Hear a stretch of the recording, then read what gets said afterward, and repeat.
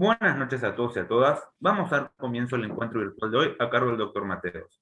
A lo largo de la clase podrán participar con micrófono y cámara a fin de que la clase sea más dinámica. Como primer paso para una mejor comunicación, les recomendamos aclarar su nombre y apellido. Posicionándolo sobre su nombre, aparecerá la opción renombrar. De esta forma podrán cambiarlo en el caso de ser necesario.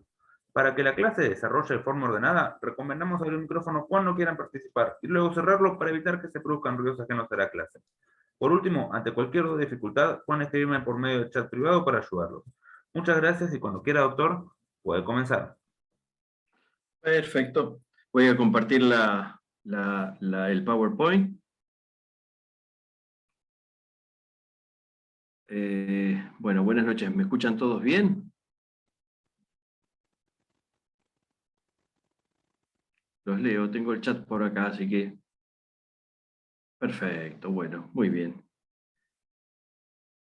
Bueno, hoy nos toca un tema que es un poquito teórico, pero que hace a un entendimiento de lo que es el dolor, sobre todo cuando el dolor se cronifica o cuando el dolor se vuelve o es un dolor de tipo neuropático. Me voy a presentar para los que no me conozcan. Yo soy Eduardo Mateos, soy médico veterinario ya hace unos cuantos años, unos 30 años casi, lo cual no significa que sea un buen veterinario, significa que soy un veterinario viejo. Hago anestesia hace unos 25 años aproximadamente y tengo como afición o como hobby la cocina. Me gusta recibir a gente. Perdón, otro. Y ahí va la presentación para empezar con todo. Espero me estén escuchando todos bien. Como les dije, yo soy Eduardo Mateos, soy de la Argentina, este país que ven acá, en el cursor, sospecho que pueden ver la flechita del mouse. En este punto azul está mi ciudad, que se llama Mar del Plata, está aquí. Algunos pueden ubicar Buenos Aires, la capital de la Argentina, pero yo estoy unos 400 kilómetros al sur. ¿Sí? Una ciudad costera, acá tienen la ciudad desde más cerca, una hermosa ciudad con estas vistas sobre el Atlántico, unas playas muy bonitas y unos veranos muy agradables. Esta es una vista de la ciudad desde el edificio más alto de la ciudad, que está justamente en una loma, en una colina, así que es más alto en todos los sentidos. Acá yo me dedico a tratar este tipo de animales, que son, me refiero al animal que está de negro, puntualmente al de negro que está arriba de la camilla. Hago anestesia, como les decía, en perros y gatos desde hace ya unos 25 años o quizás un poquito más. Y hoy nos convoca a conversar un poco de lo que es la sensibilización, tanto central como periférica.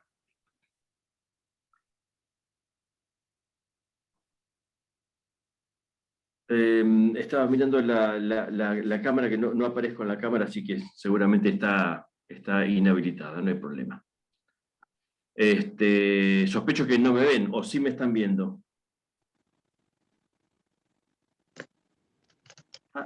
Ustedes me ven y yo no me veo. Qué bien, buenísimo.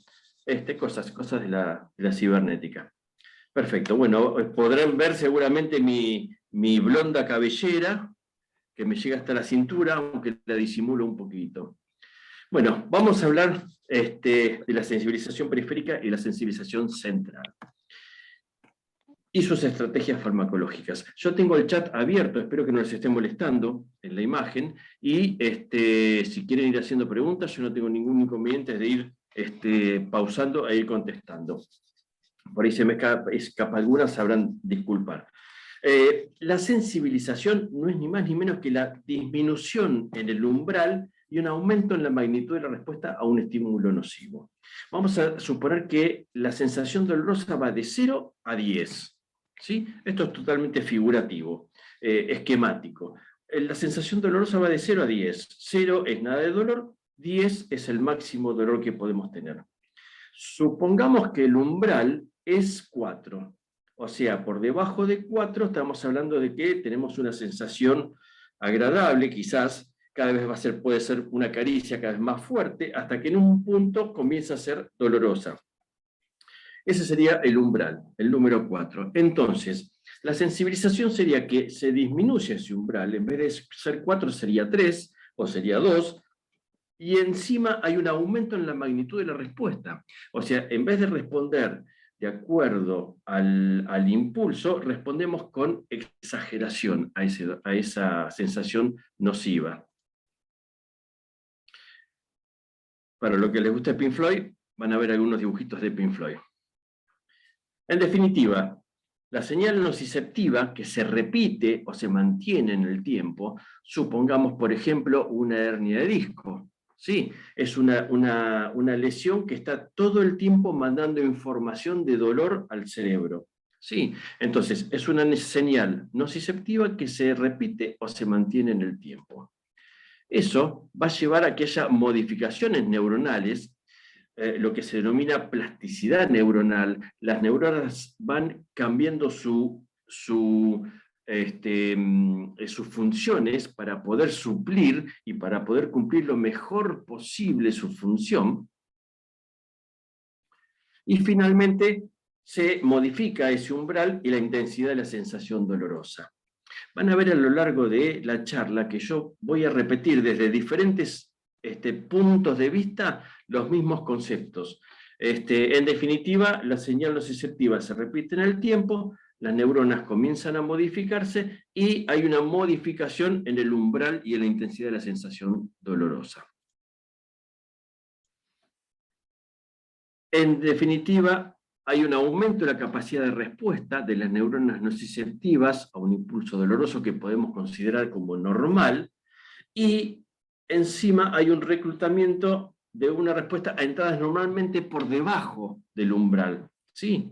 Como decíamos recién, empezamos a percibir el dolor antes de el umbral se disminuye.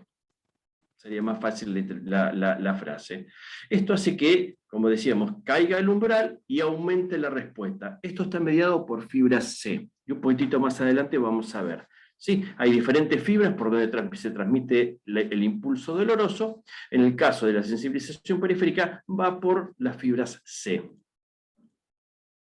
Va a haber descargas espontáneas y aumento del tamaño del campo receptivo. Esto significa que en el dolor neuropático, por ejemplo, lo vamos a ver, todo esto se va a ver, algunas cosas conmigo y otras cosas se va a ver más adelante del posgrado, pero el dolor neuropático es cuando tenemos una lesión directamente en el sistema nervioso. Supongamos una hernia de disco, como mencioné hace un rato.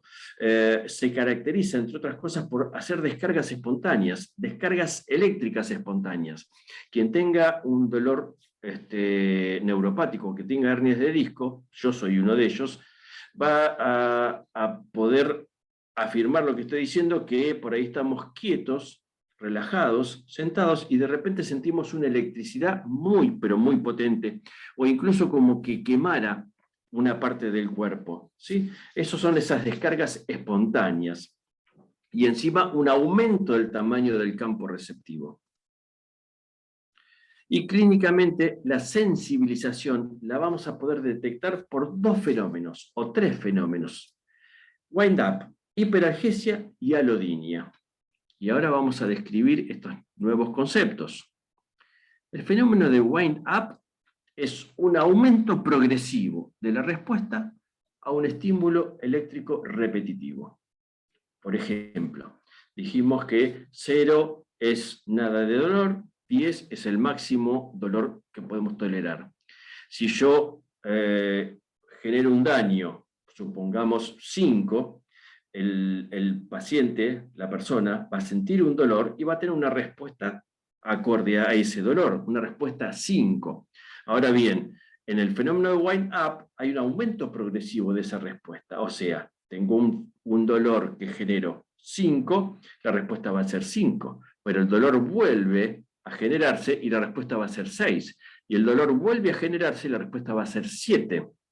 Sí, un estímulo eléctrico repetitivo con un aumento progresivo de la respuesta. Eso es el fenómeno de wind-up.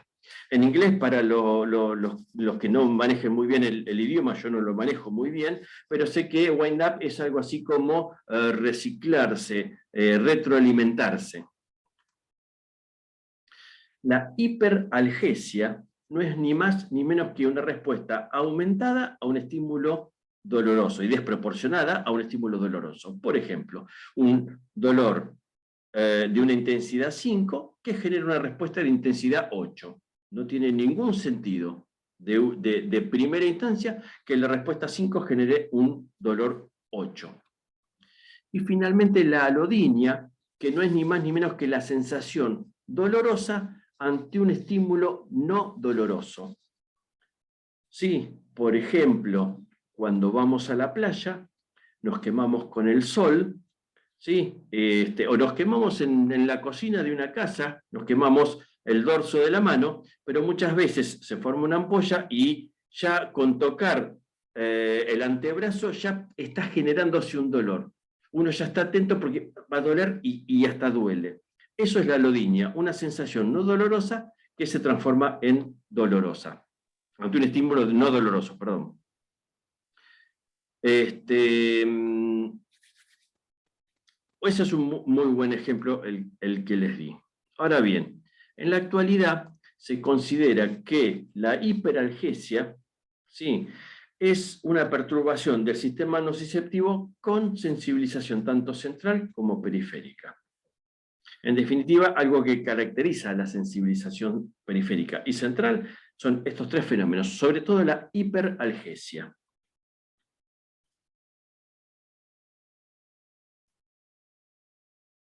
¿Vamos bien por ahora? Perdón, quise pasar el chat y pasé la diapositiva. Perfecto. Bueno, acá en este gráfico tienen un poco más clarito lo que les comentaba de la alodinia y la hiperalgesia. Fíjense, el estímulo comienza a ser inocuo hasta aquí donde tengo el mouse y luego en la parte azul comienza a ser nocivo. ¿Sí? La respuesta normal sería la parte azul. ¿Sí? Yo tengo un estímulo en nivel 40 y va a dar una respuesta determinada. La hiperalgesia, donde tengo el mouse ahora, la hiperalgesia es exactamente que a este mismo estímulo que debería estar acá, la respuesta en realidad está acá arriba.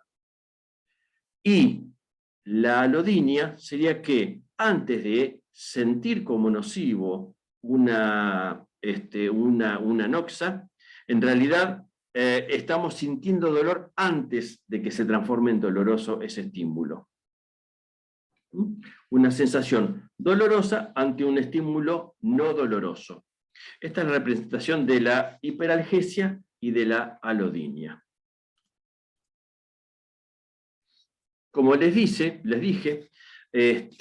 yo no pude estar en las clases anteriores, creo que se debe haber hablado de la sopa sensibilizante, pero si no fue así, les hago una breve introducción. Supongamos que yo estoy martillando un clavo en la pared y me pego el martillazo en el dedo. Ese martillazo es un estímulo mecánico. Para que el organismo logre entenderlo, ese estímulo mecánico se tiene que transformar en químico o eléctrico, si se quiere también. Cuando me pego ese martillazo, en la zona de la lesión, se libera una serie de sustancias, numerosas sustancias, muchísimas sustancias, como las que les estoy poniendo ahí, iones hidrógeno, noradrenalina, bradiquinina, histamina, serotonina, etcétera, etcétera, etcétera. Todas esas sustancias se llama sopa sensibilizante. ¿Sí? Eso lo que hace es irritar las terminaciones nerviosas y transformar ese impulso mecánico en un impulso que el organismo pueda comprender. Esa irritación que generan estas sustancias, esta sopa sensibilizante, se transmiten por tres fibras, A, B y C. Las A su vez se dividen en alfa, beta y delta. Las B son solamente B, y la C, que si se acuerdan hace un ratito les dije, que era la que se transmitía todo lo que es la sensibilización, son fibras que no permiten localizar fehacientemente la zona de dolor y el impulso debe ser más constante y prolongado para que lo detecte. ¿Sí? Por eso es que se transmite por estas fibras, ¿sí? Por la fibra C.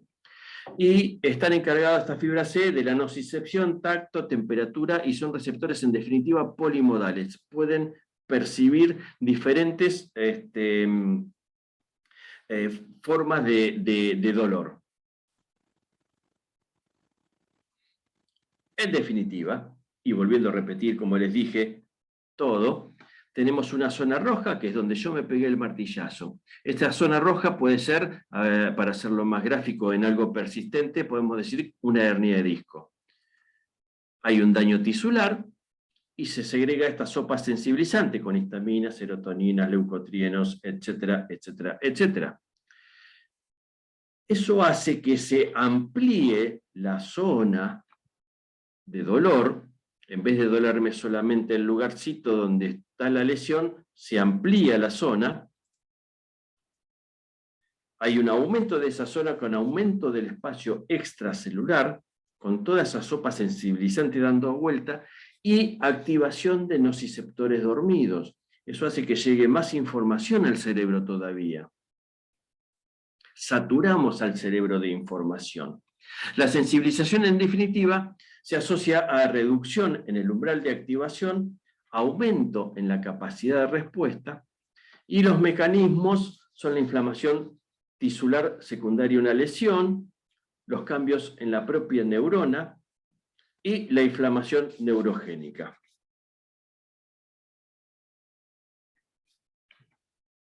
¿Vamos bien por ahora?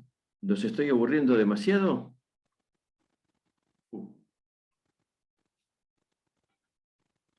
Van a ver que a mí me gusta ir mechando. Vamos a contarles un poco de mí. Yo padezco déficit de atención.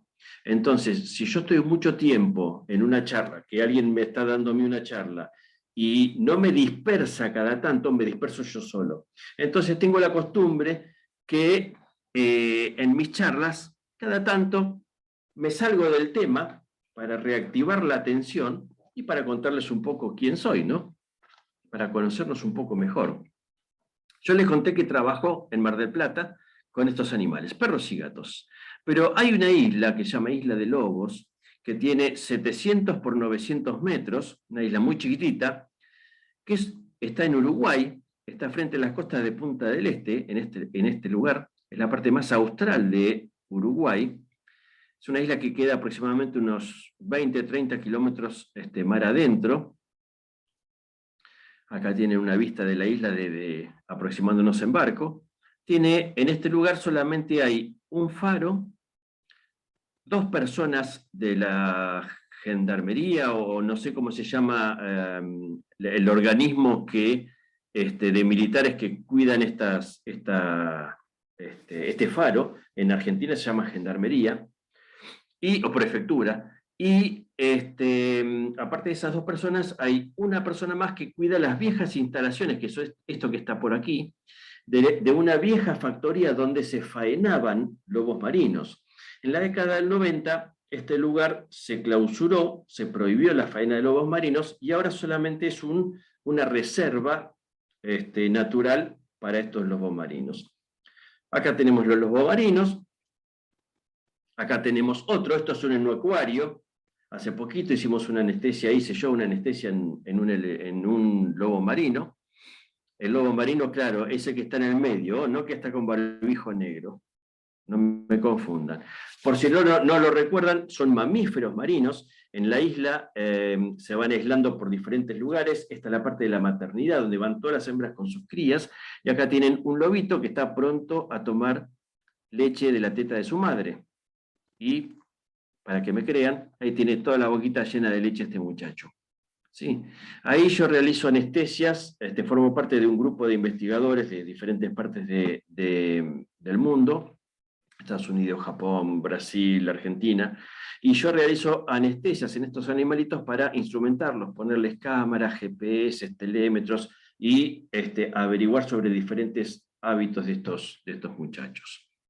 Y eventualmente en algún acuario hago anestesia en estos animalitos por una cuestión terapéutica. Como hace poquito, en un acuario de aquí de la Argentina, que hice una anestesia en un lobo marino para extraerle la raíz de un colmillo. Y bueno, contado esto, vamos a ver ahora lo que es la sensibilización central. Vimos la sensibilización periférica. Esa sensibilización periférica de alguna manera va a llevar a una sensibilización central.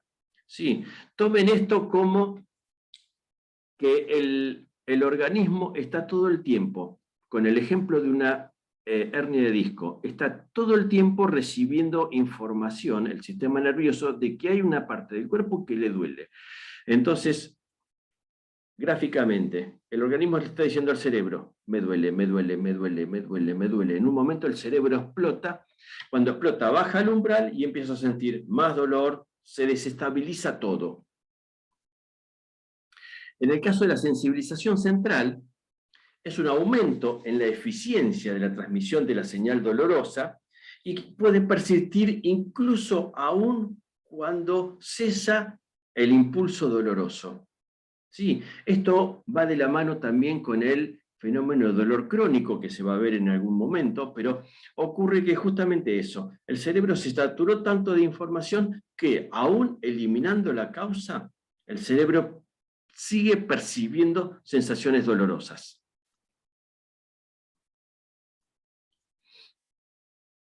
Podemos tener una lesión periférica en los tejidos, una lesión en los nervios periféricos o estímulos nocivos no perjudiciales que se van a mantener intenso y prolongadamente en el tiempo.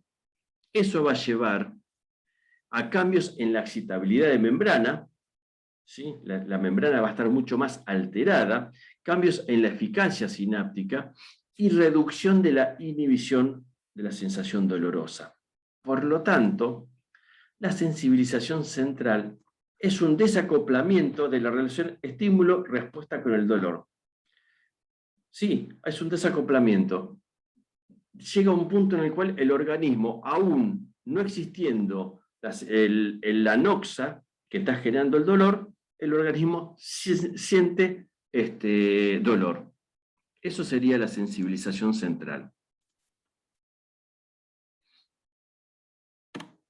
Se los leo de vuelta. La sensibilización central representa un desacoplamiento de la relación estímulo-respuesta con el dolor, de manera que puede no ser necesario un estímulo nocivo para que se produzca el dolor. Igual la charla les queda grabada para que la puedan ver, y tenemos el chat, y tenemos el WhatsApp, van a tener mi correo electrónico, mi WhatsApp personal, nos contactan, me contactan, y con muchísimo gusto trataré de ayudarlos en lo que pueda. Si tenemos un estímulo nociceptivo en nervios periféricos repetido en el tiempo, supongamos una artrosis, ¿sí? Es un dolor que va a estar constantemente enviando información al cerebro. Tengo artrosis, hay un estímulo nociceptivo en nervios periféricos que se repite. Eso hace que la microglía espinal se active, se acumula en el asta dorsal de la médula, recuerden la parte sensitiva de la médula, alrededor de las terminaciones neuronales lesionadas. Y se liberan mediadores inflamatorios que potencian aún más la sensibilización. En definitiva, traduciendo esto que está en palabras bonitas, sensibilización periférica va a llevar a que haya un aumento en la sensibilidad de los nociceptores y finalmente sensibilización central. Acá, perdónenme, pero acá acabo de ver que hay una pregunta que dice, ¿cuál sería un ejemplo de este último? Me perdí, no sé en qué momento me hiciste la pregunta, Ivette. Así que si me podés decir, contestamos la pregunta.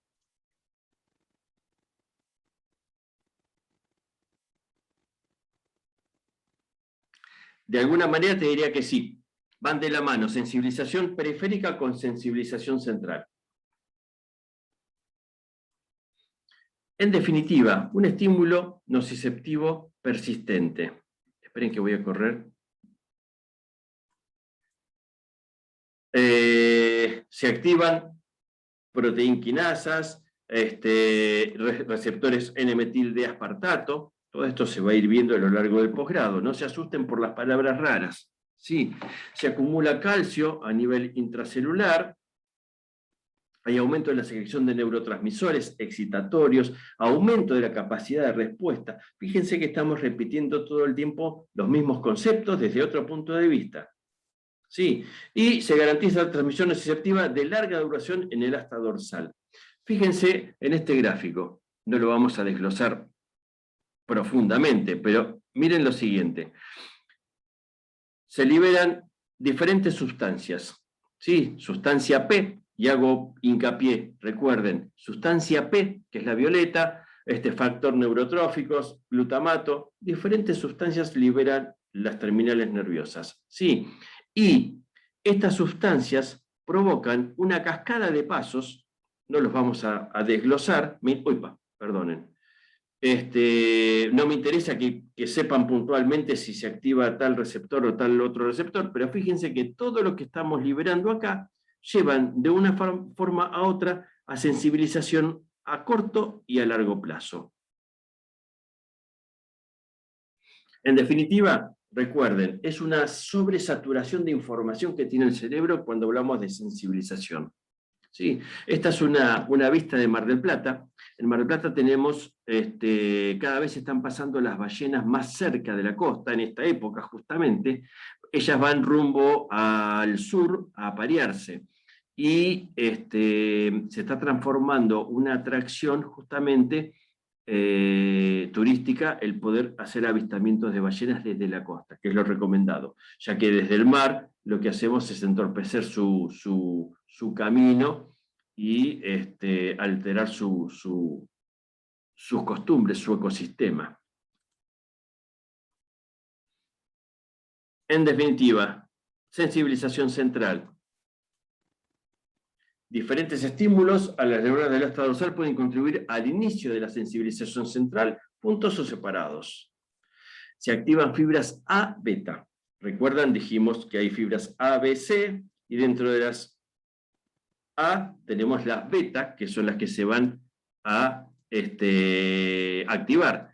Las neuronas del asta dorsal, la sensación de dolor es inducida entonces por estímulos no nociceptivos, ya son estímulos que no generan realmente un dolor, aparecen alteraciones en campos receptivos, se produce actividad espontánea y hay una sumatoria, como dijimos hoy, el fenómeno de wind-up.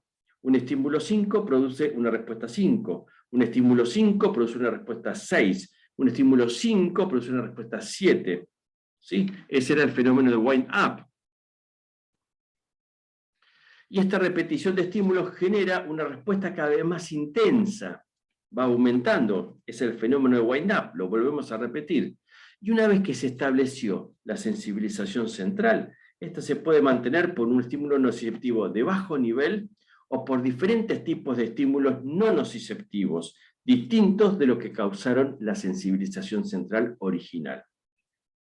Sí, se los repito, una vez que se estableció la sensibilización central, puede mantenerse por un estímulo nociceptivo de bajo nivel o por diferentes tipos de estímulos que no son nociceptivos, distintos de los que causaron la sensibilización central.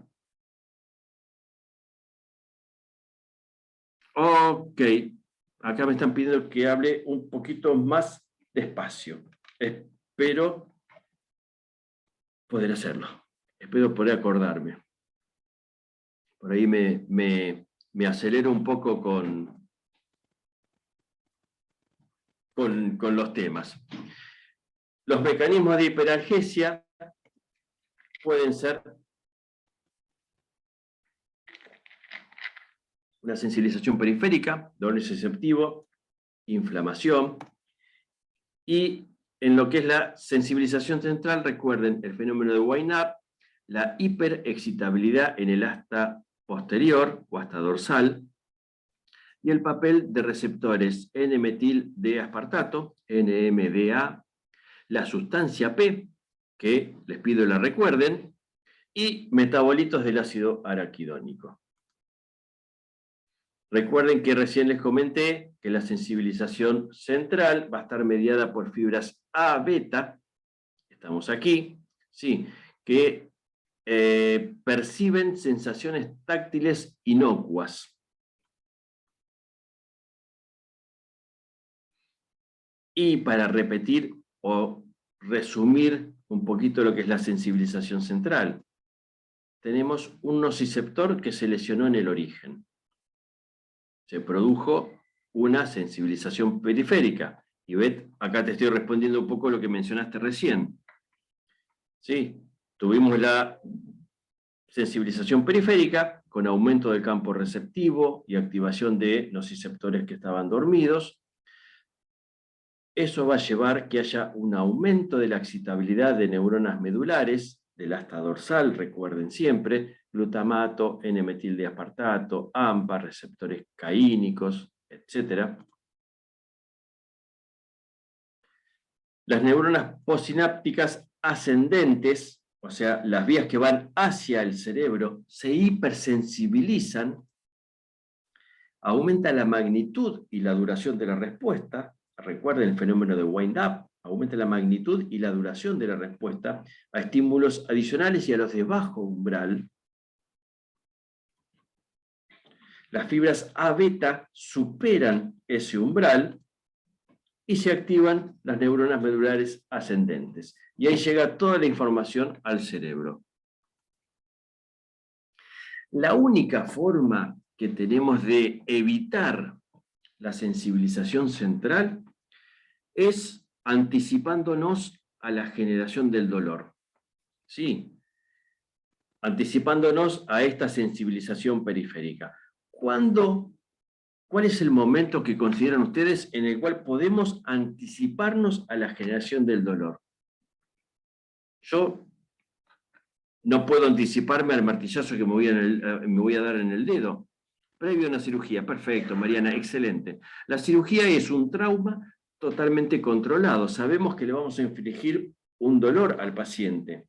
Por lo tanto, el manejo analgésico en el pre es fundamental. Yo he visto colegas que realizan una cirugía determinada, termina la cirugía y recién ahí le dan un analgésico. No, hay que anticiparse al dolor. Sí, para evitar justamente todo esto, la sensibilización periférica y la sensibilización central, que va a llevar a que el paciente perciba un dolor aún mayor del que le estamos provocando. ¿Sí? Así que anticiparse, que es la analgesia preventiva. No como este señor que no supo anticiparse y no pudo tomarse un analgésico antes de este evento.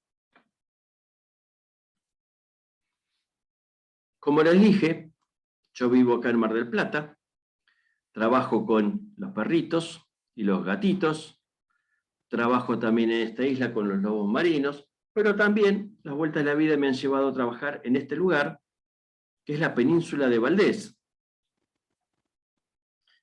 Patrick me pregunta si la sensibilización central, una vez instaurada, puede ser reversible. Sí, y hacia eso vamos ahora. Sí, en breve vas a tener la respuesta a eso. Acá en la península de Valdés, esto es la Patagonia, Argentina, yo trabajo, esta es la península de Valdés agrandada, yo trabajo con otros animalitos que son estos que tenemos acá. Este es uno chiquitito, es un elefante marino. Recalco el del medio, no el del barbijo negro, por favor. Los elefantes marinos pueden variar entre 800 kilos a 2.500, 3.000 kilos. Yo trabajo, esto es un acuario, yo trabajo con los animales salvajes fundamentalmente. ¿Sí? Acá tenemos la península de Valdés, donde estamos trabajando, y una elefanta dormidita. Esta chica pesó aproximadamente unos 800 kilos. Y esta es parte de la fauna que tiene la península de Valdés, la Patagonia Argentina. ¿Sí? Todo esto que ven allá abajo del acantilado son elefantes marinos. Acá estamos más o menos a unos 200 metros de altura. Entonces, la sensibilización central y la sensibilización periférica. ¿La combatimos cómo? Acá me pregunta Catalina si en cuestión de cronología pasar de la sensibilización periférica a la central necesita de algún tiempo aproximado o esto varía de acuerdo a la patología de la que hablamos. No te podría definir exactamente el tiempo, pero sí. Necesitas que el estímulo sea mantenido en el tiempo para que realmente produzca una sensibilización. Sí, como les daba el ejemplo hoy, una hernia de disco lleva un momento en el cual el cerebro se satura de esa información. Va a depender un poco de la intensidad del dolor. Si el dolor es suave, por ahí la presentación de la sensibilización central o periférica puede tardar mucho tiempo, pero si el dolor es muy constante y persistente y alto, sí va a llegar un punto temprano en el cual se sensibilice. Como dijimos, la forma de prevenir la sensibilización central y periférica es la analgesia preventiva. Sí, pero si ya está instaurada, la forma de tratarla es con analgesia multimodal. Para entender el manejo multimodal del dolor, tenemos que tratar de sacarnos viejos prejuicios que tenemos los humanos con respecto a que muchos medicamentos le pueden hacer mal a la panza, puede traerle problemas al perro. La realidad es que justamente lo que hacemos es combinarlos porque no todos los analgésicos son iguales y los analgésicos actúan en diferentes lugares y con diferentes mecanismos de acción. El ejemplo acá, Marcelo, perfecto, gracias por el aporte, Marcelo. Excelente. Como dice él, es un proceso biológico no cronológico y tal requiere que el estímulo se mantenga en el tiempo. Con el tema de los analgésicos, la terapia multimodal, el mejor ejemplo que yo puedo encontrar es que nos vamos de casa, nos vamos de vacaciones y cerramos la puerta de casa. Pero los ladrones pueden entrar por las ventanas. Entonces volvemos, cerramos la puerta de casa y cerramos las ventanas, pero tenemos una puerta en el patio, en el fondo de la casa. Por lo tanto, volvemos, cerramos la puerta de adelante, cerramos las ventanas, cerramos la puerta de atrás, pero tenemos el garage también, donde guardamos el auto. Entonces volvemos, tenemos que cerrar la puerta de calle, las ventanas, la puerta del patio y las del garage. Y de ese modo podemos considerar que nuestra casa está protegida. Bien, eso es el manejo multimodal del dolor. Utilizar los analgésicos combinados adecuadamente para poder maximizar los efectos y minimizar los efectos colaterales de estos analgésicos. Esto es lo que define el tratamiento multimodal.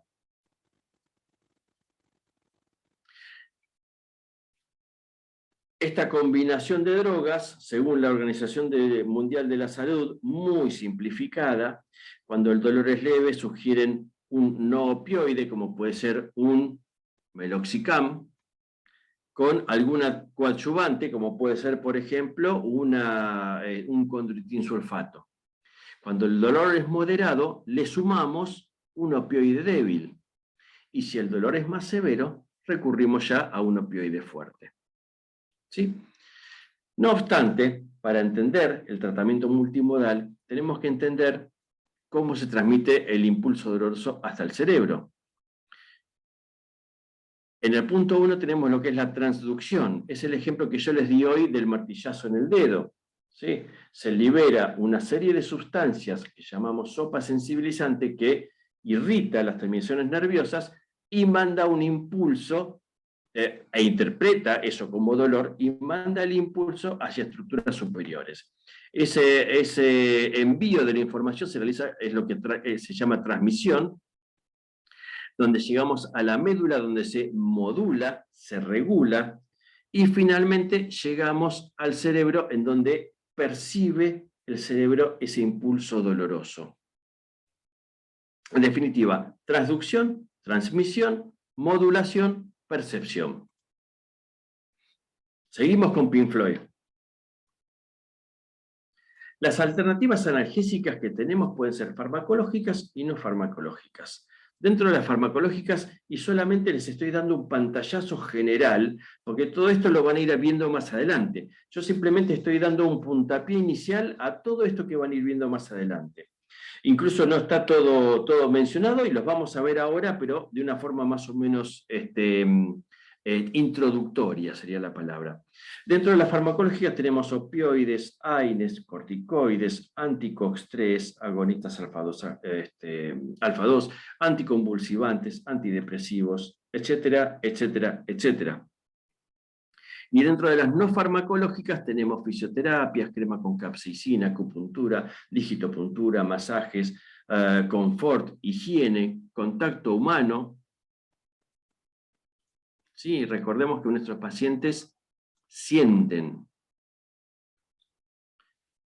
Hay una frase, yo no recuerdo de quién era la frase, nuestros pacientes, los animales, no sé si sienten los animales, pero... perdón, no sé si piensan los animales, pero sé que sienten, por lo tanto los considero mi prójimo. Esa era la frase aproximadamente. Los opioides, fíjense cómo ha pasado agua bajo el puente de los opioides cuando la cocaína se usaba para el dolor de gotas, para el dolor de muelas de los chicos cuando partían los dientes de leche. O la heroína, que Bayer la fabricaba como el analgésico más potente que no producía dependencia. La heroína es una de las drogas que más dependencia genera, ¿no? Cómo ha cambiado todo. Los opioides son los analgésicos por excelencia. La definición de opioide es toda droga que actúa sobre receptores opioides. Es una verdad de perogrullo, pero esa es la definición. Los opioides pueden producir depresión respiratoria, depresión cardiovascular leve, disminución de la temperatura y disminución de la producción urinaria. Si son muy agonistas, que ahora vamos a ver a qué me estoy refiriendo, pueden llegar a producir hiperalgesia a dosis muy alta. Lo recalco, hiperalgesia, de los que estuvimos hablando recién. Una respuesta exagerada a un impulso doloroso determinado. Un impulso doloroso número 5 que produce una respuesta 8. Eso es la hiperalgesia. Son buenos antitusígenos, algunos de ellos. Actúan en diferentes receptores, no los vamos a desglosar, pero eso tenemos mu, kappa, delta y epsilon. Los que actúan en el receptor mu, los que son mu agonistas, son los mejores analgésicos. Hablamos de la morfina, hablamos del fentanilo, del remifentanilo. En rojo les puse encefalinas, endorfinas y dinorfinas, que son los opioides que segregan nuestro propio cuerpo. Y acá tienen un cuadro muy somero sobre en dónde actúan, en qué receptor. Los agonistas mu son la morfina, fentanilo, remifentanilo, meperidina, tramadol. ¿Sí? Cada uno actúa con diferente intensidad en el receptor y eso hace que tenga un mayor o menor poder analgésico. ¿Sí? No es lo mismo el poder analgésico del tramadol que de la morfina. De hecho, la morfina se toma como patrón y en base a eso podemos decir que el fentanilo es 100 veces más potente, etcétera, etcétera. Tenemos agonistas parciales como el butorfarol, que tiene un agonismo parcial mu, la nalufina, que es un antagonista agonista, y finalmente la naloxona, que revierte por completo, es antagonista de todos los receptores opioides. Si en algún momento tienen que usar la naloxona, yo creo que es muy poco frecuente tener que usarla, yo creo que no la he usado nunca, pero ante un tórax leñoso, el tórax en una sobredosis de opioides mu puede ponerse rígido y el paciente prácticamente no puede ventilar, entonces lo que se hace es antagonizar con una naloxona, por ejemplo, o con nalbufina también se puede hacer. Los AINES son drogas que tienen 3 funciones: antiinflamatorio, analgésico, antipirético. Las 3 A. ¿Sí?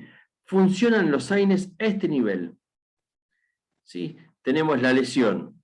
Se segregan fosfolípidos de membrana y se libera fosfolipasa que transforma esos fosfolípidos de membrana en ácido araquidónico. Los AINES funcionan exactamente acá, en la lipo y en la ciclooxigenasa. COX-1, COX-2, recuerden. Sí. Son antiinflamatorios, analgésicos, antipiréticos. 3 funciones. Recuerden que tenemos AINES que pueden ser COX-1 o COX-2 selectivos. La COX es la ciclooxigenasa. La ciclooxigenasa 1 es constitutiva, es la que está en muchas partes del organismo, fundamentalmente en estómago y riñón. Por lo tanto, si el AINE que utilizamos no es muy selectivo, inhibe tanto COX-1 como COX-2, lo más probable es que tengamos en corto tiempo gastritis o problemas renales. Cuanto más selectivo hacia COX-2 sea y menos efecto COX-1 tenga, menos efectos colaterales vamos a ver. Y aparte se ha visto también que en humanos hay un efecto en humanos y en animales hay un efecto antineoplásico, y sí en humanos también un cierto efecto a favor de contrarrestar los efectos del Alzheimer. AINES tenemos muchos: ketoprofeno, ácido salicílico, carprofen, firocoxib, bueno, todo lo que figuran en pantalla con sus dosis. Recuerden que esto lo tienen después para poder verlo. Y fíjense que yo le estoy poniendo un montón, incluso algunos de uso humano, como el ibuprofeno, que tiene dosis en veterinaria, pero en lo personal, fíjense el intervalo es cada 24 a 48 horas. En lo personal he visto muchos perros con problemas de gastritis, y algunos hasta gastritis hemorrágica y muerte, porque le habían dado ibuprofeno aún, normalmente a sobredosis, pero aún a veces a dosis normales, y tuve efectos colaterales. Así que no recomiendo nunca dar ni diclofenac ni ibuprofeno. Aparte, me resulta un poco sonso, porque fíjense que tenemos carprofen, tenemos firocoxib, tenemos meloxicam, un montón de analgésicos de uso veterinario que son mucho más potentes que incluso que el ibuprofeno. Así que yo directamente no lo utilizo. También hay unas drogas que se consideraban AINES, que es discutido si son AINES o no, que son los anti-COX-3. Estas drogas, o sea, anticiclooxigenasa 3. La ciclooxigenasa 3 se encuentra a nivel central. Esta droga no tiene efecto casi en COX-1 y COX-2, por lo tanto, podemos utilizarla en pacientes que tienen problemas gástricos o que tienen problemas renales. Potencia el efecto de AINES y de opioides, y no se puede utilizar bajo ningún aspecto en felinos. Esto no es ni más ni menos que el acetaminofén o paracetamol. Sigo escuchando, no una, sino cientos de veces, que al perro no se le puede dar paracetamol. Sí, son años que yo vengo usando paracetamol en los perros, que está indicado. Yo no soy ningún genio, simplemente sigo los libros y lo que me dicen colegas que saben. El paracetamol está indicado en los perros a dosis de 10 miligramos kilo, lo uso habitualmente. Es una excelente herramienta en una terapia multimodal, y los intervalos que lo utilizo yo habitualmente es cada 8 o 12 horas, generalmente cada 12 horas.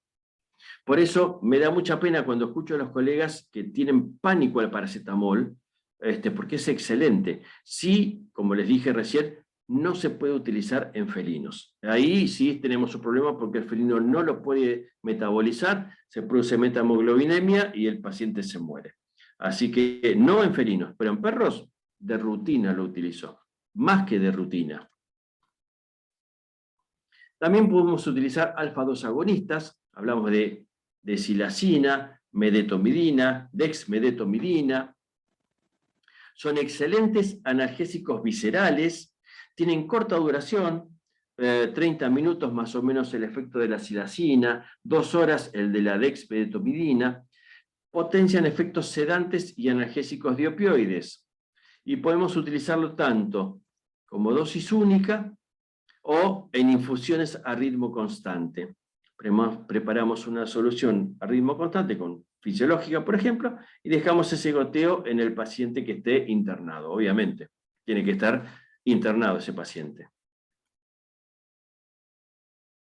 Dentro de los anticonvulsivantes podemos hablar de la gabapentina y la pregabalina. Tienen un probable efecto N-metil de aspartato, actúan en canales iónicos de calcio y aparentemente son análogos estructurales del GABA. ¿Sí? Esos serían sus posibles mecanismos de acción. La gabapentina y la pregabalina tienen muy buen efecto, sobre todo en lo que es el dolor neuropático. El dolor neuropático, una hernia de disco, por ejemplo, nos va a llevar inevitablemente a una sensibilización si no tratamos ese dolor a tiempo. Acá me pregunta Rodrigo que algunos aires inhiben la función plaquetaria. Sí, es cierto, tal cual. Lo pregunto respecto a la selección de analgésicos en situaciones prequirúrgicas. Bueno, yo en lo personal no utilizo aires en el pre, los utilizo en el post. Hay muchos colegas que lo usan en el pre y está excelente. Esto es una cuestión muy personal. Sí, en mi caso, yo he visto algunas, o sea, he tenido anestesias en las cuales el paciente por determinado motivo puede entrar en una incipiente insuficiencia renal. Entonces, si yo le di un AINE antes, por ahí puedo estar colaborando o complicando esa posibilidad de insuficiencia renal. Yo personalmente prefiero utilizarlo en el post. Pero bueno, acá menciona justamente Marcelo el tema de que se va a ver más adelante. Esto que les acabo de decir es algo muy personal. Los aires están indicados darlos en el pre, sin ningún tipo de inconvenientes. Aparte hay que ver, cuando hablamos de inhibición plaquetaria, el grado de inhibición plaquetaria para la dosis que le vamos a dar. Muchas veces hablamos de efecto cuando es un efecto real, pero la magnitud de ese efecto por ahí es mínima.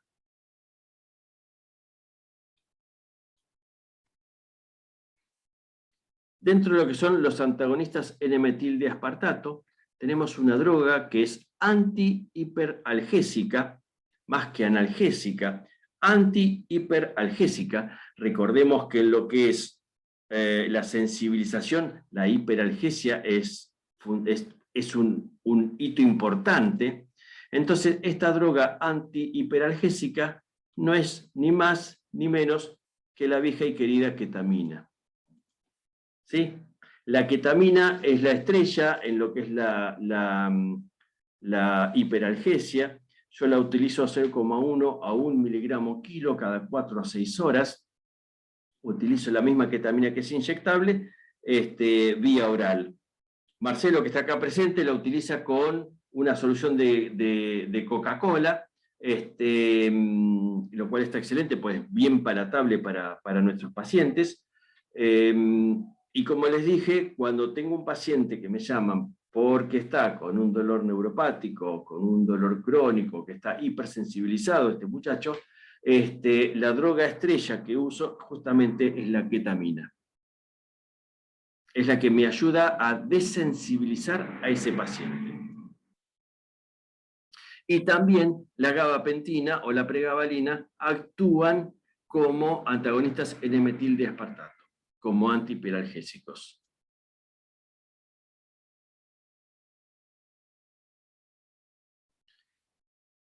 Como les dije, la uso vía oral. Se puede hacer con alguna bebida cola como utiliza Marcelo, o con agua azucarada, pues es un poquito amarga, bastante asquerosa, pero es una cuestión de preparar la dilución adecuada en un paciente, supongamos acá les puse de 12 kilos, vamos haciendo la regla de 3 hasta que llegamos a que tenemos que darle X cantidad de gotas a ese paciente. Yo trato de preparar la dilución con la menor cantidad posible de gotas para que sea más fácil al dueño poder darle la ketamina, y no le aclaro que lo que se está llevando es ketamina. Le digo, es un medicamento para el dolor. porque hay regulaciones con la ketamina y no sabemos qué puede hacer ese propietario con lo que le estamos dando. Trato de que la dosificación sea la menor cantidad posible de gotas y en general hago que se la den o directamente en la boca o mojando un pedacito de pan.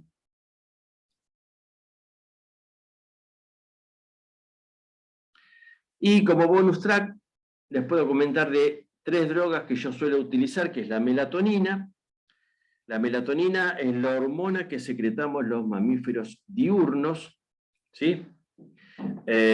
Cuando baja el sol, empezamos a secretar esa hormona y es la que nos lleva a que se induzca el sueño. No nos produce sueño, nos lleva a que se induzca el sueño. Sí, yo la utilizo habitualmente a 1/4 de dosis. Viene de 3 miligramos el comprimido y utilizo 1/4 de comprimido.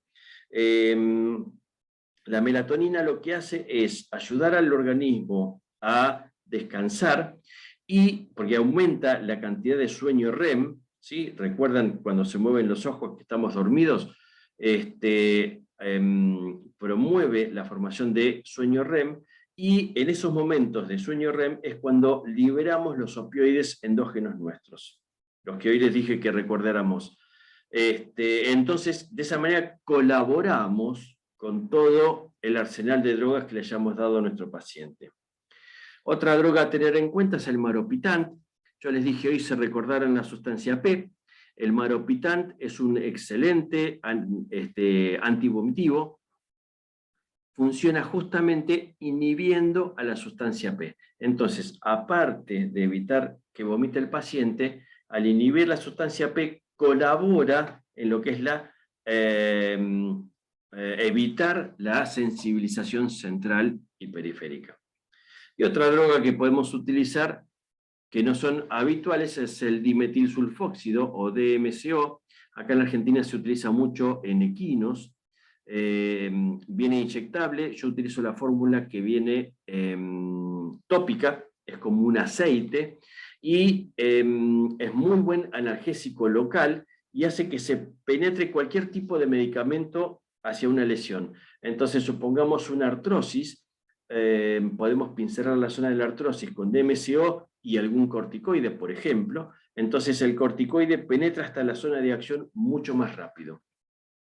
De hecho, si ustedes tocan el DMCO, en cuestión de 5, 10 segundos van a sentir en la boca un gusto metálico. ¿Sí? Es porque muy rápidamente se difunde por todo el organismo. Es excelente en ese sentido el DMCO. Estuvimos viendo alternativas farmacológicas y no farmacológicas, vimos las farmacológicas y dentro de las no farmacológicas tenemos la fisioterapia, una excelente colaboración en todo lo que es el proceso analgésico, cremas con capsaicina. La capsaicina es el elemento picante de los picantes justamente. En grado de la cantidad de capsaicina, cada picante se clasifica en más picante o menos picante.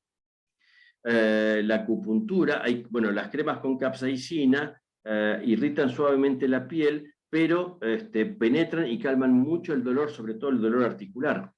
Acupuntura, digitopuntura, todo funciona, todo sirve. Todo lo que calme el dolor de nuestros pacientes sirve. Así que saquémonos de la cabeza esos preconceptos que la homeopatía nos sirve o que la acupuntura nos sirve. Mucha gente muchos colegas tienen ese prejuicio. Todo lo que calme el dolor de nuestros pacientes ayuda, sirve. Y la acupuntura, la digitopuntura, la homeopatía sirven. Sí, los masajes, caricias. Recuerden que cuando nos frotamos, cuando nos golpeamos con algo, enseguida nos agarramos la lesión. Lo que hacemos al agarrarnos la lesión o al frotarla es hacer que se activen receptores alrededor de la lesión y se liberen opioides endógenos.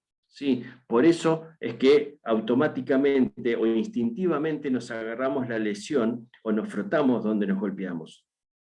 ¿Sí?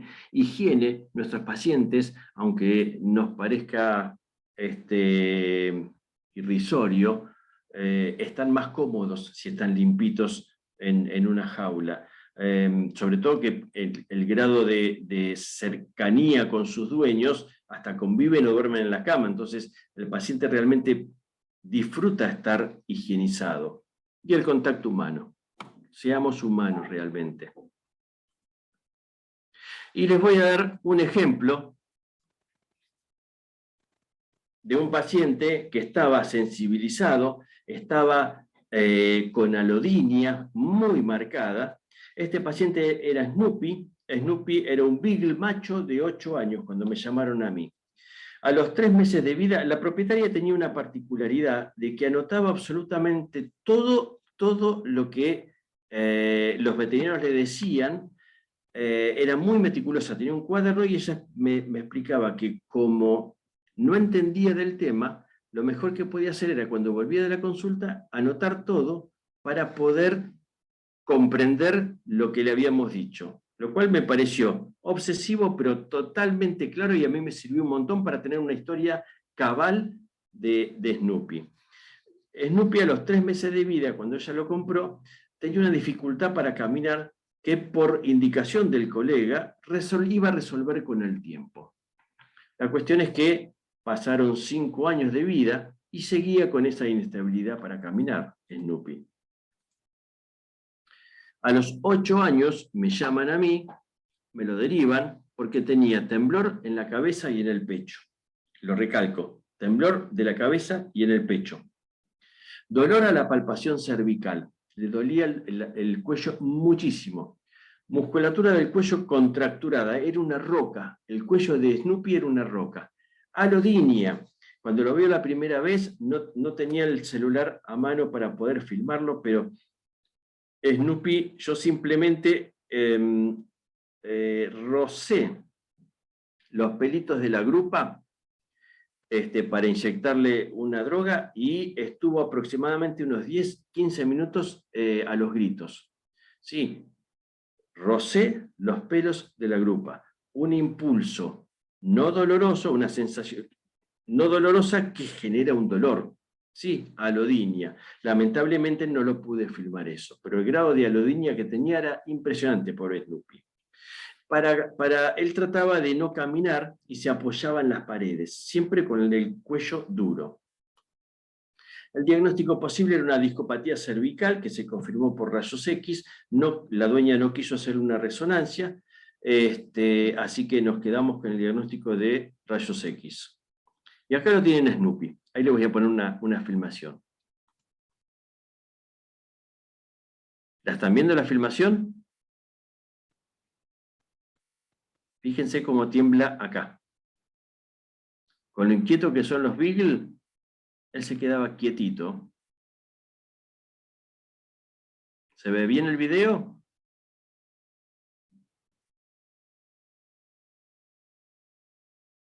Uy, no me contesta, se me durmieron todos, che. Acá tenemos otra imagen. Perfecto, me alegró mucho. Se ve. Acá tenemos otra imagen, como les dije, trataba de caminar lo menos posible y pegado a las paredes. Fíjense el temblorcito en el cuello. Acá se puede ver, cada tanto, como una pequeña contracción.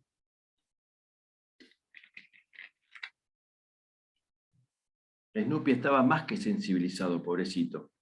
Como les dije, apenas le rocé la piel, se quedó en un grito. Con los glotones que son los Beagle, él pedía comida, pero de una forma que no es lo habitual de ellos.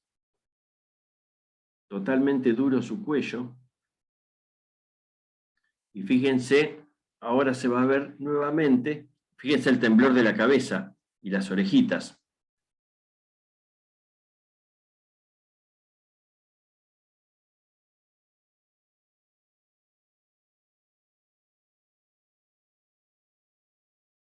Ahí tienen el temblor del pecho.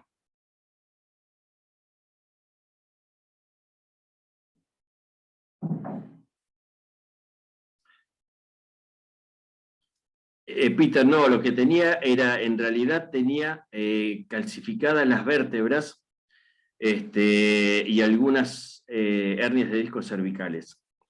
La cuestión es que le indico fisioterapia cuando yo lo veo a Snoopy.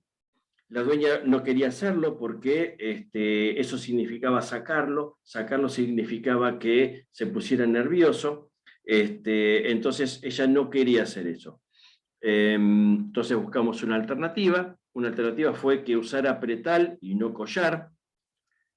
Después, ya que no hacían fisioterapia, bolsas de semilla en el cuello, calor seco. Esas bolsas de semilla que se ponen al microondas, el calor seco calma mucho esa molestia. Le indicamos diazepam para relajar ese músculo, de todos los músculos del cuello. Le indicamos tramadol. A una baja dosis de tramadol, Snoopy estaría pesando unos 15 kilos aproximadamente. Le indicamos paracetamol, ketamina, justamente para desensibilizarlo al pobre Snoopy, y gabapentina. La cuestión es que normalmente cuando usamos gabapentina, los resultados se ven a los 5 o 6 días aproximadamente. Acá, con todo el arsenal que le dimos, diazepam, tramadol, paracetamol, ketamina, gabapentina, este muchacho en 48 horas hizo que estuviera mucho mejor. La dueña me llamó contentísima, y bueno, mejor, vamos por buen camino. Pero a los pocos días retrocedió, se vino para atrás y la dueña ya evaluaba la eutanasia. Acá me pregunta Catalina, ¿cuánto tiempo puede utilizar la ketamina? No hay ningún inconveniente de usarla todo el tiempo que quieras. Yo, para desensibilizar un paciente, la he estado usando por ahí 2 semanas, 3 semanas. Sí, con todo el otro arsenal, sola no va a ser demasiado, siempre con toda la medicación multimodal, en 2 semanas o 3 semanas se revierte el cuadro, a menos que tengamos una lesión demasiado importante, ¿no? La cuestión es que la propietaria, cuando vio que retrocedía, evaluó la eutanasia. Como era un paciente derivado, yo le dije que solo hablará con su clínico. A mí me había llamado para tratar el dolor de Snoopy, no para la eutanasia. Así que le perdí el rastro por unos meses, hasta que un día me llama y me dice, mira, no lo sacrifiqué, le seguí dando la medicación, después de un tiempo me olvidé y como andaba mejor, dejé de darle la medicación. Y acá está Snoopy una vez que ya había suspendido la medicación. Ya mueve el cuello, mueve la cola, el tipo está feliz, sigue un poco duro su cuello, pero nada que ver con el principio. Logramos, con todo ese tratamiento multimodal, desensibilizarlo y hacer que tuviera una mejor calidad de vida. La lesión sigue estando, ¿sí? Esas calcificaciones vertebrales en el cuello siguen estando, pero su calidad de vida mejoró y esa sensibilización disminuyó notablemente. La dueña sabe perfectamente que esto puede volver. La solución podría llegar a ser quirúrgica, pero bueno, ya entramos en otro terreno, ¿sí? Logramos calmarle el dolor y desensibilizar ese cerebro. Bueno, y resumiendo, la mejor manera de poder aprender estas cosas es, una vez que las vimos todas, hacer un pequeño resumen. Cortito. La sensibilización es la disminución en el umbral y un aumento en la magnitud de la respuesta a un estímulo nocivo. Recuerden el fenómeno de hiperalgesia. Sí, la parte clarita, gris. Soy daltónico, así que me parece que esto es gris. Sí, esta parte más oscura es la respuesta normal, y cuando el dolor se percibe cuando la sensación es inocua, hablamos de alodinia. Recuerden que, en términos complicados, estímulo nociceptivo en nervios periféricos repetidos en el tiempo, como la artrosis, hace que la microglía espinal se active, se acumule en esta dorsal alrededor de las terminales de las neuronas lesionadas, y que se liberen mediadores inflamatorios que potencian aún más la sensibilización. En otras palabras, la sensibilización periférica hace que haya un aumento en la sensibilidad de los nociceptores y que se produzca luego una sensibilización central. Podemos adelantarnos en el acto quirúrgico y prevenirla o tratarla con analgesia multimodal. Como les dije, yo trabajo en todos estos lugares, disfruto mucho mi trabajo. Con los animales salvajes es algo bastante estresante, pero sale de lo normal. Entonces, por un lado es estresante y por el otro lado es algo bastante apasionante.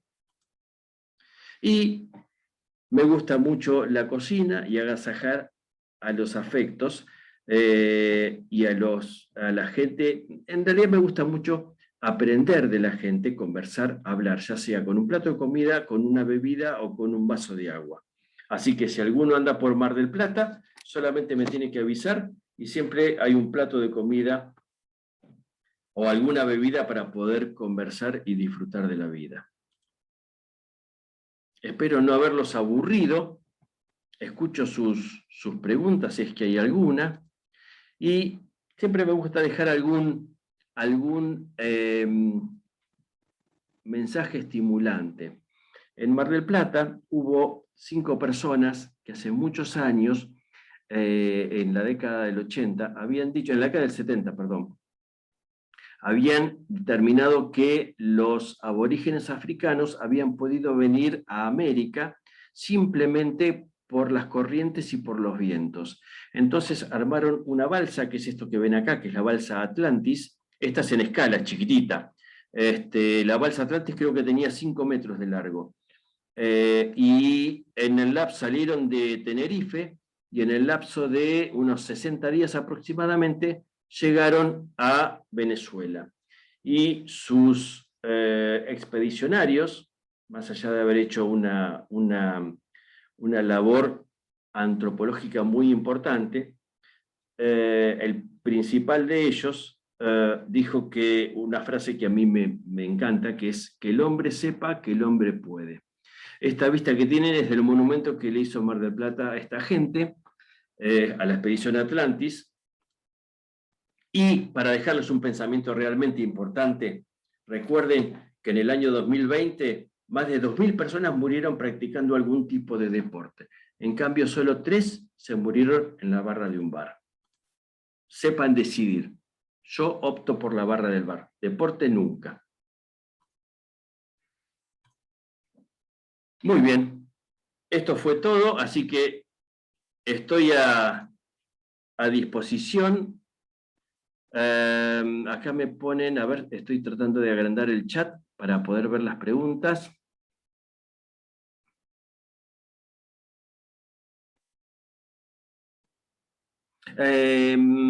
Aura, me preguntás por el dextrometorfano. No te sabría decir, capaz que lo nombré al dextrometorfano, pero particularmente no lo he utilizado, así que no te puedo decir nada. Voy a buscar a ver a dónde lo habré mencionado. Estoy grande y en Argentina decimos gaga, se nos olvidan las cosas.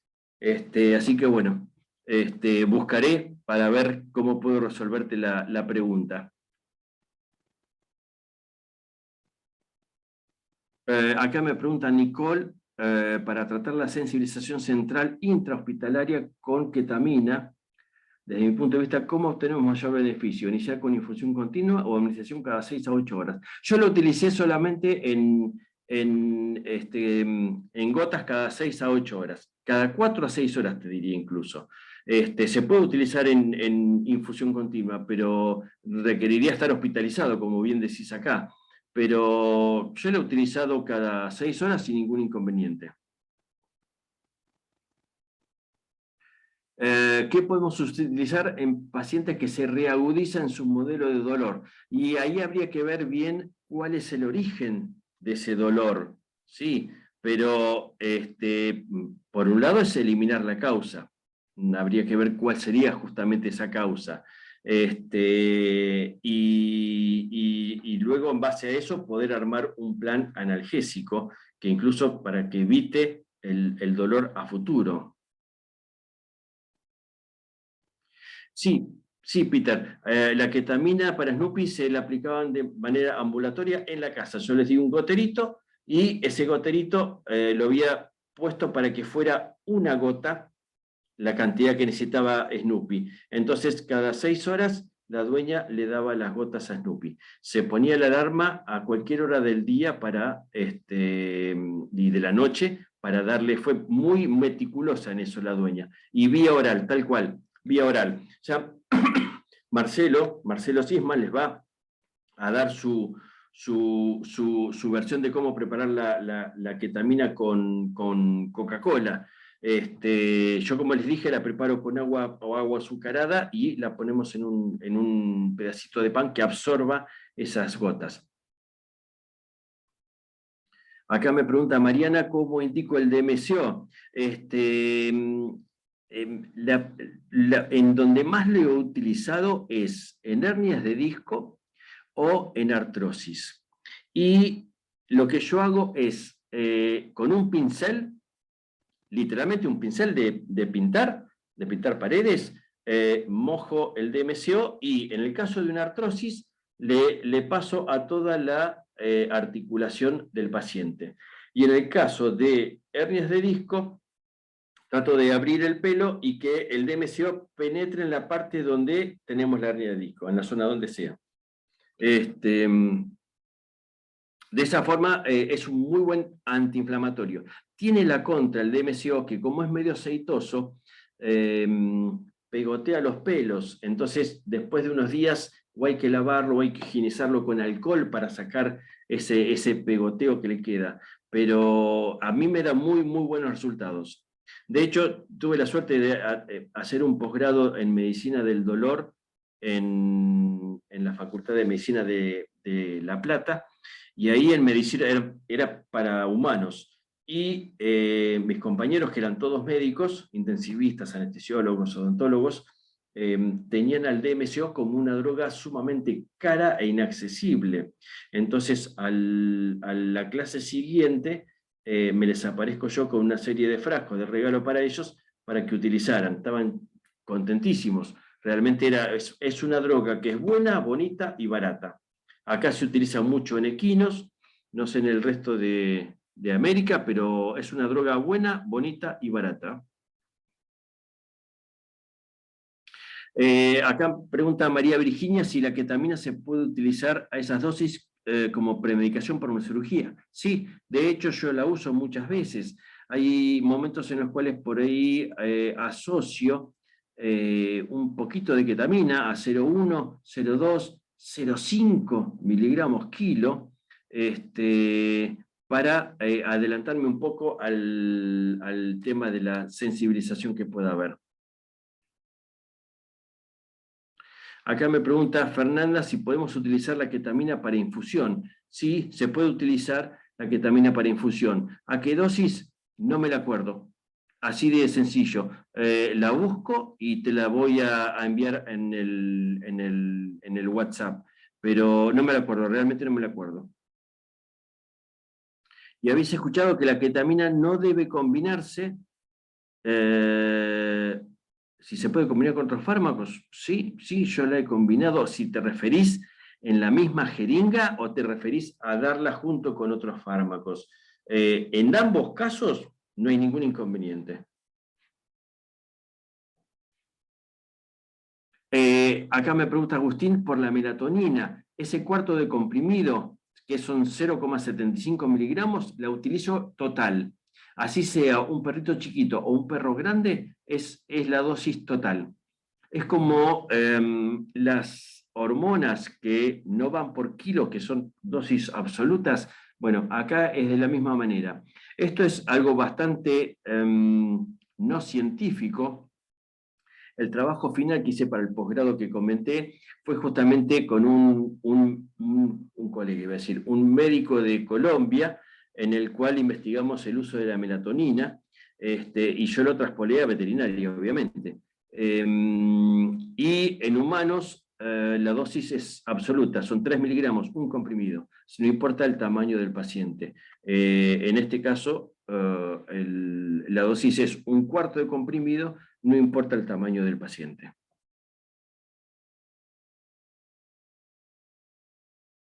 Acá me pregunta Carmen, en gatos con nistagmus, ¿cómo trataría la hiperalgesia? Y habría que ver cuál es la causa de que tenga el nistagmus. En ese caso, la ketamina a bajas dosis actúa perfecta, no tiene todos los efectos colaterales de la ketamina a las dosis que la usamos como antihiperalgésica. Así que no tendría problemas de que se incremente ese nistagmus, no creo.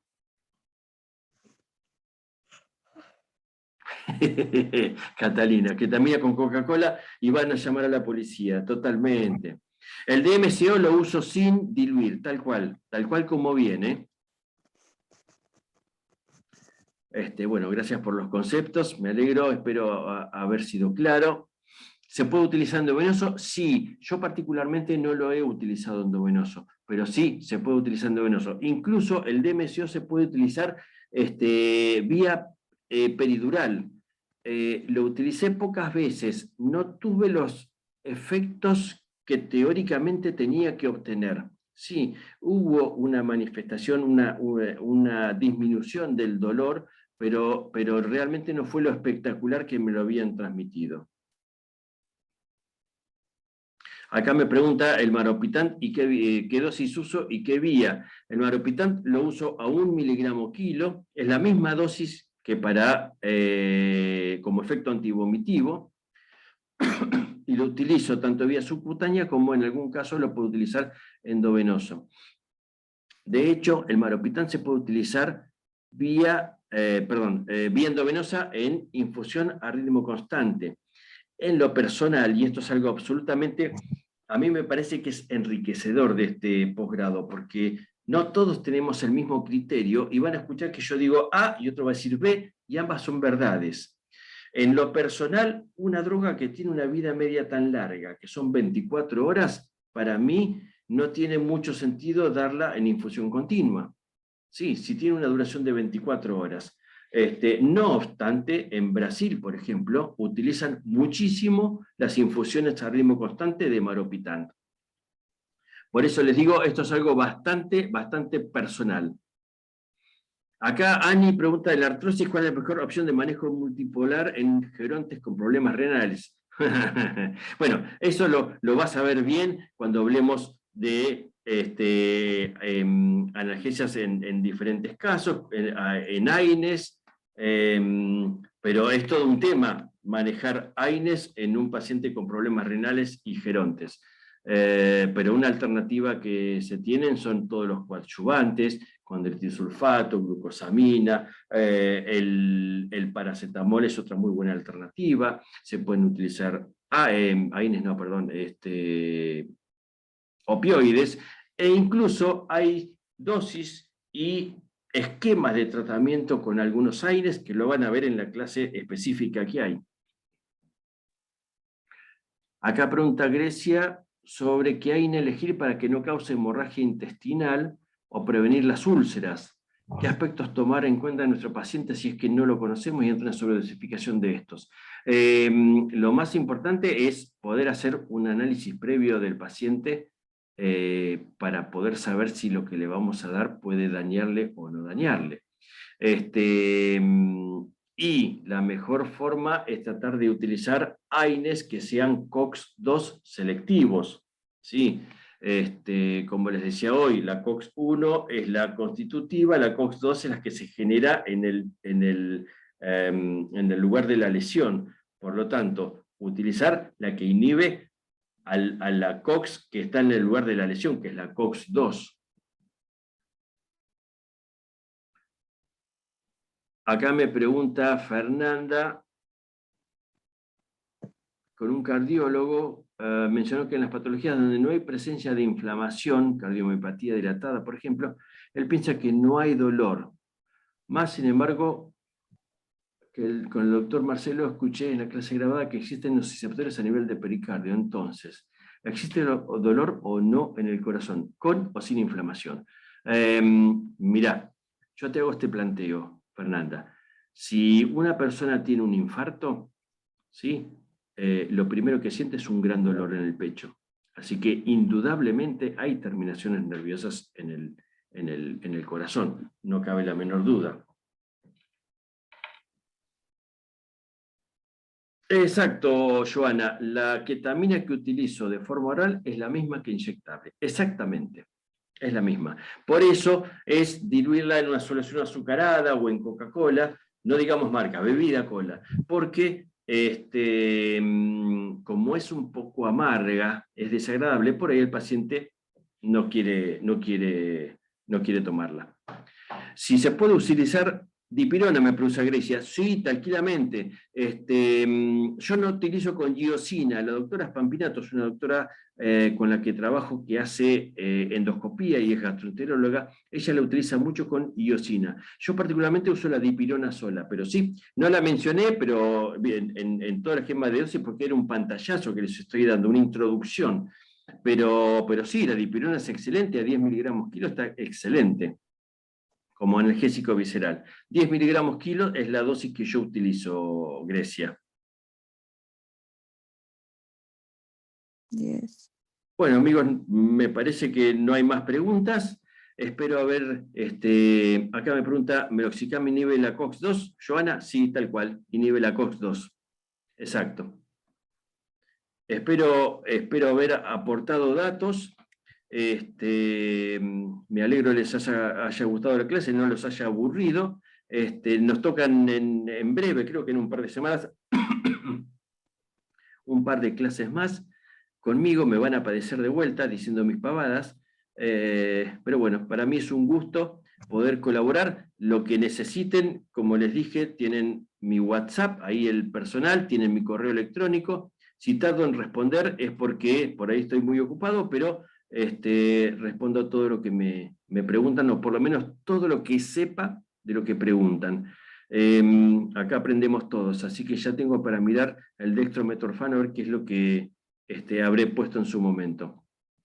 Y había otra pregunta que ya me la olvidé, que tenía que buscar la respuesta. La dosis de la ketamina como infusión, que también la voy a buscar. Bueno, colegas, amigos, ha sido un placer, y nos vemos en unas semanas más, si les parece. Un abrazo grande a todos. Muchas gracias, doctor, por la participación en el encuentro virtual de hoy. Les recuerdo a todos que a partir de mañana podrán encontrar la integración en el campus y que cualquier duda o consulta puedan hacerlo vía foro. Muchas gracias y buenas noches. Abrazo a todos, por favor.